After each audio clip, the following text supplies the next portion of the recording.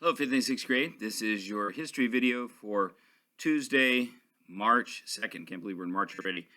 Today, I had assigned in your booklet pages 171 and 172, but really it's only 173 and 174. 171 and 172 we're not doing, so don't worry about doing those two pages, 173, 174 though, and I should remind you in class, should have reminded you in class, but we'll see whether I remember or not. Hopefully I will. But we're reading from pages 234 to 239, and we'll start at the beginning. You have some pictures of people in Mesoamerica. Mesoamerica would be around South Central America, and South America, Central America, and even up into Mexico would be part of these areas where we're talking about. And it focuses Mesoamericans made great advancements in architecture, science, and mathematics. The picture on the front there is them. If you read it, it talks about them cutting down basically chocolate beans or cacao, which are very bitter, where you get bitter chocolate is just from the straight cacao bean, or a processed cacao bean anyway. But they use other things to flavor. We're not going to focus on that right now, but do read that. But go back now to 236, and it says, Hidden Civilizations in the Americas. Vast oceans separate the continents of North and South America from the other continents. These oceans isolated the ancient American civilizations from the rest of the world. There's much that people today do not know about these early civilizations.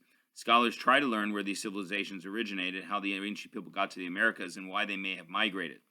So far, archaeological findings vary on whether these people came or where these people came from. Some anthropologists think that they migrated from Africa. Others link together evidence that early Americans may have come from Asia, particularly from India or China. The most popular theory suggests that migration to North America started as people crossed over the Bering Strait into what is now Alaska and then continued southward, and many people settled in a region that researchers called Mesoamerica. The Bible reveals that God created Adam and Eve, the first man and woman. All people descended from them. The Bible also says that the flood covered the whole world, and Noah and his family were the only survivors. Some of their descendants came to the Americas.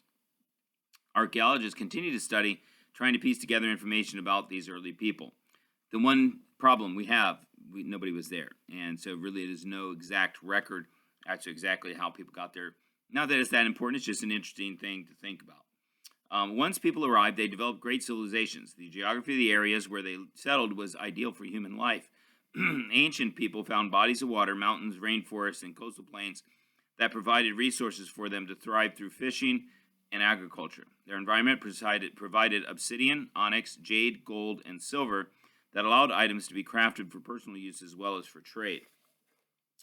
So you have the region today, the location where they were. So you see part of, I guess mostly in this particular thing, as far as Mesoamerica, it's all in Central America and North America, which is in Mexico. So Central America, North America is where these actually occurred. And we'll see the different parts and look at, you'll need some of that information for your study guide. But we'll go ahead on to the next page, which is 238. The Olmecs. This is our first civilization. The ancient Olmec civilization was one of the earliest large civilizations in Mesoamerica. It developed around 1200 BC and declined around 400 BC. The Olmecs lived in the lowlands along the coast of the Gulf of Mexico, where the climate was hot and humid. The area where they settled is known today as the Veracruz and Tabasco states in southern Mexico. The major center of the Olmec civilization included the cities of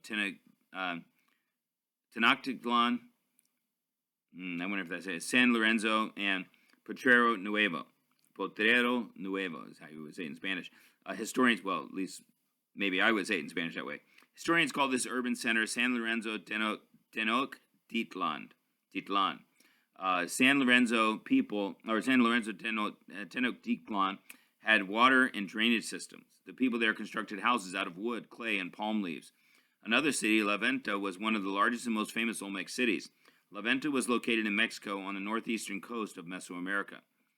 Very few written records exist about the Olmec culture and its everyday life. Archaeological evidence indicates that the Olmecs lived near the rivers and were hunters and fishers as well as farmers. The most famous findings from the Olmec civilization are gigantic stone heads.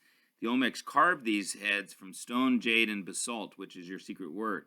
Some of the stones weigh over 40 tons. People today are amazed that the Olmecs accomplished the seemingly impossible feat of transporting these huge stones, sometimes from as far away as 60 miles, from 60 miles. Some archaeologists suggest the Olmecs floated the stone heads down the rivers on rafts, but they do not know for sure. Stone carvings continued in later Mesoamerica civilizations. The calendar used for centuries in Mexico may have originated with the Olmecs. Astronomy was important to them, and later peoples continued to study the heavenly bodies. Let's finish that right side there. It says, Olmec religious beliefs influenced the beliefs of later Mesoamerican civilizations, especially in regard to rituals. Some historians believe that the Olmecs were the first to play a ritual ball game. The game was not just a sport. It was a large part of the culture of the Olmecs and of later Mesoamerican civilizations such as the Mayas and the Aztecs. The game was played on a flat rectangular area between two stone walls. A stone ring was mounted high on each wall for players to throw the ball through. The ball game had a religious significance, and games sometimes ended with human sacrifice. The ball game likely spread as far south as Paraguay and as far north as Arizona, and so that's probably something that not a game we'd want to be involved with here.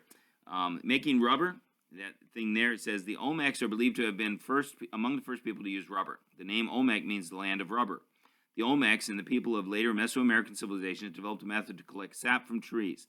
People called these trees caoutchouc, weeping trees. The caoutchouc sap is a milky white liquid. Today it is known as latex.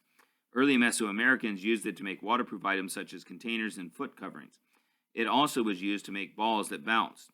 By the 1700s, caoutchouc sap had been taken to Europe. Scientists experimented and developed new uses for it. In 1770, Joseph Priestley found that pieces of the hardened sap could be used to rub away pencil marks, we know as an eraser. Edward Narn also discovered the erasing properties of rubber the same year. This use led to the substance being called rubber. Today, latex and rubber products are used every day in items such as the tires of cars, soles of shoes, and the gloves used by surgeons. Well, that's your video for today. Have a good day. We'll see you tomorrow. Bye.